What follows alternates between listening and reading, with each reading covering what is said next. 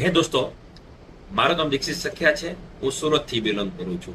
આજે મારો વિડીયો બનાવવાનો 10મો દિવસ છે અને 10મા દિવસમાં મને એવું કહેવામાં આવ્યું છે કે તમારે તમારા પાસ્ટના કોઈ એક સાલા લર્નિંગ વિશેની તમારે વાત કરવાની છે અને તમારો અનુભવ એક શેર કરવાનો છે. તો આપણે અનુભવની વાત કરી તો થોડા વર્ષ પહેલાની વાત છે, જ્યારે હું આ લાઈનમાં આવ્યો અને થોડો ટાઈમ થયા એ પાછળ એવું થતું હોય કે પ્રોબ્લેમ એવો થવા માંડ્યો કે રોજ આખો દિવસ કામ કરવું, સવારથી સાંજ સુધી કામ કરવાનું, મશીનનું પ્રોડક્શન થાય, કામ થાય, પૈસા આવે, બધી જ વસ્તુ થતી હતી. પણ એક ક્વેશ્ચન હરરોજ માટે સતાવતો હતો કે પૈસા આવે છે પણ આપણી પાસે બચત કેમ નથી થતી. આ ક્વેશ્ચન મારા માઇન્ડમાં ચાલતો જ રહે, ઓલવેઝ આ ક્વેશ્ચન મારા માઇન્ડમાં ચાલતો જ હતો.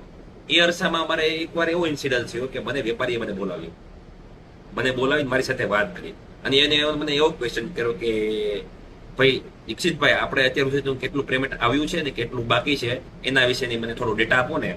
તો મેં એને એવો આન્સર આપ્યો કે ભાઈ સેઠ, આ અત્યારનો ડેટા આશરે આટલું પેમેન્ટ આવી ગયું છે ને આટલું બાકી છે. મેં એને આશરે આન્સર આપ્યો એટલે વેપારીને સમજી ગયા અને એને કંઈ મારી સાથે વાત ન કરી અને મારી ફાઇલ બંધ કરી અને કંઈ બોલ્યા નહીં અને એનું કામ કરવા માંડ્યા. એટલે મને ત્યારે જ ક્વેશ્ચન થયો કે કંઈક આપણાથી ભૂલ થઈ એવું લાગ્યું એમ. તો પછી તે રાત્રે હું ઘરે ગયો અને ઘરે જઈને મને તે રાત્રે મને નિંદર ન આવી અને મારા માઇન્ડમાં એક જ ક્વેશ્ચન, કંઈક આપણાથી ભૂલ થાય છે અને તેની ઉપર આપણે સુધાર કરવો પડે એમ છે. એની હાવ આપણે તે ભૂલ ઉપર આપણે કામ કરવું પડશે.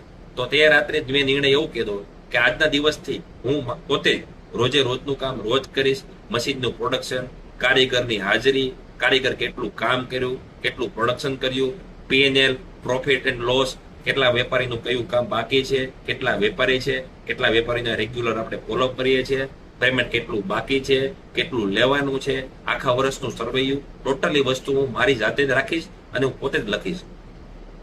અને આ ઉપરાંત લખવાની વાત આવી તો લખવામાં મને એવું હતું કે ભાઈ લખવાથી મને ટાઈમ બોરિંગ થશે અને લખવામાં મને કંટાળો પણ આવશે અને મારો ટાઈમ ખરાબ જશે. પણ હકીકતમાં એવું નથી મિત્રો.